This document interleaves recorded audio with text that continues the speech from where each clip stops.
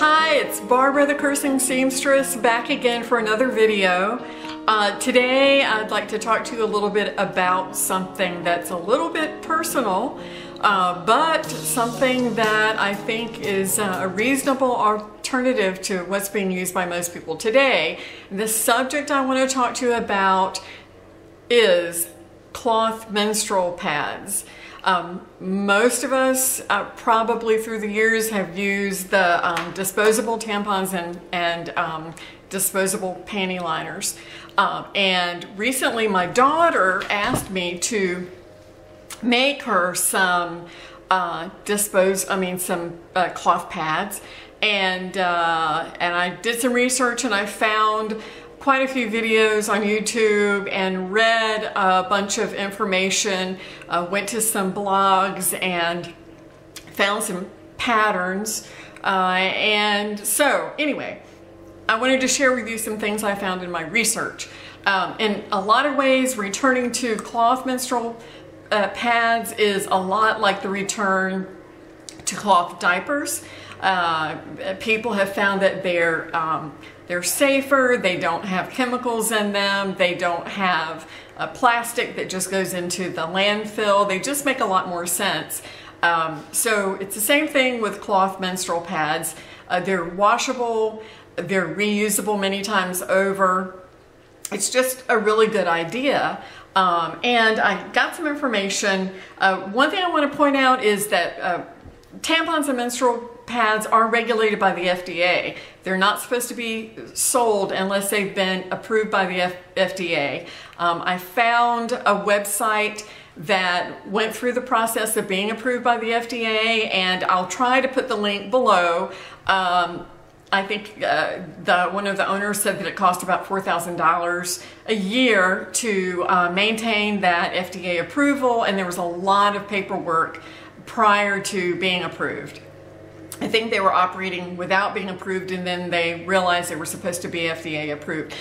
Menstrual pads and tampons are considered to be medical devices, and something that was quite interesting in my research is some of the chemicals that are found in tampons and pads might include bleach, plastics, residual pesticides from the cotton fluff that's used. If you use the kind that have fragrances, you've got all the chemicals related to those fragrances. And all of this came from an article on the Huffington Post online by Dr. Joseph Mercola, M-E-R-C-O-L-A. And it was originally published on 6/17/2013, and I'll leave the link down below for that article also. So what I found in my research about making cloth menstrual pads, and I don't have a cloth menstrual pad here to show you because my daughter has them all the ones that I made. I started out really rough with a prototype that was not so great. Wasn't real happy with it, but I really didn't know what I was doing. So I got better, and I finally ended up with a pattern that I really do like. So there's a lot of trial and error. And what I'm going to do is I'm going to upload this pattern on my website, cursingseamstress.com, and you're welcome to download it and use it. If you decide to make cloth menstrual pads, you need to use cotton fabrics, organic fabrics. You don't want to use polyester fabrics in it. You want something that's going to be very absorbent. So that's what I did initially with the pads that I've made so far. I used cotton fabrics, and what you do is you layer about 5 fabrics. Fleece is very good, flannel is very good. They're very absorbent, they're very soft. This is the final pad that I came up with. This is the shape, and it resembles a regular pad. I don't have a ruler right here, but it's probably about 10 inches. And this is real similar to the shape that you see in a panty liner that you would buy, a pad that you would buy. So it's a little bit, you can't really tell, it's a little bit narrower here at the top than it is at the bottom. This right here, it looks sort of like an angel with wings. This part is the cover to the pad, and it's a little bit hard. I had a hard time wrapping my mind around it. But what you do is you cut several layers of fabric in this shape, you pin them together, and you stitch just a 1/4 inch around through all the layers. And then that will actually be your absorbent pad. And then what you're gonna do is, this pattern is about a 1/4 inch bigger all the way around, and it mimics the shape of the pad, but it's just a little bit bigger. And so what you do, once you get all your layers sewn together here, you will lay this onto the wrong side of the encasing fabric and stitch again through all the layers around the perimeter and through this exterior part so that it is sewn together here.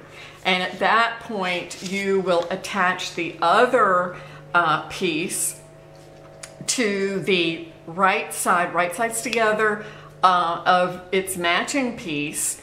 Sew it everywhere except leave a spot, and I left the spot at the bottom open, and then you turn it.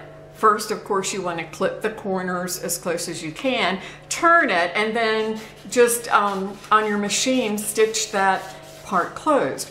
So when you stitch it all together before turning it, you're only stitching through these two pieces, the outer pieces. You're not stitching through the pad. You've already stitched the pad, it's nice and secure, but you just need to stitch these two matching pieces together, flip it, sew it together. Once you do that, these are the little wings, and you're gonna want to put either, I've seen both on different websites, snaps, and I use the snaps from Babyville. If you buy the entire kit, you can find it on Amazon. It comes with the little presser thing that you use to mash the snap on. I don't have it here right now, or pull it out. So you can use snaps. You can also use a buttonhole and a button. And this is the part that will fold over together and meet. One of the mistakes I was making was I was making this too loose, and there was a gap on the sides here. And this really needs to be kind of tight, so it really wraps around this with no gaps on the side. So that's important. All right, so that's that. I wanted to show you, after I looked at some videos and read a bunch of stuff, there's a product called Zorb, Z-O-R-B, and it is, you know, I don't know if it's a natural fiber or not, but it's very absorbent, and it is meant for things like diapers. It's meant for bags where you don't want moisture to seep through. And I just got it. It feels a lot like felt. It's about 1/8 of an inch thick.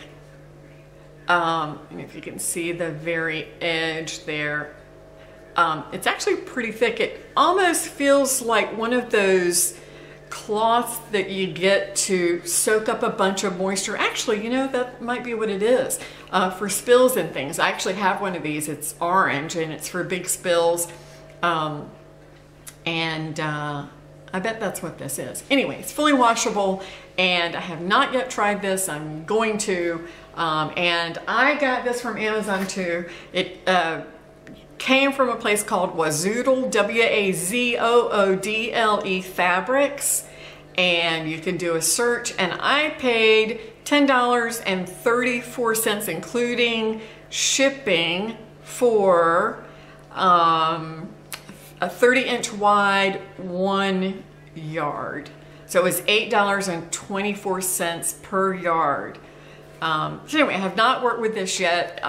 This will make it possible not to use as many layers for the pad. You can probably get away with using 2 layers of flannel or other cotton fabric, and then the Zorb. You can put that in the middle. All right, so that's all. Look on my website, and I'll have the pattern pieces loaded up that you can print out and try. These things are totally washable. You throw them in your regular your washing machine with your regular clothing, and my understanding is there is very little issue with staining. Some people will throw them into a wet pail and wash them all together to help reduce any staining that might happen. But let me know what you think. If you need some more information, just send me a message and I'll be glad to do research and find out what I can. All right, this is Barbara the Cursing Seamstress, and good luck, and I will see you in my next video. Thanks for watching. Bye-bye.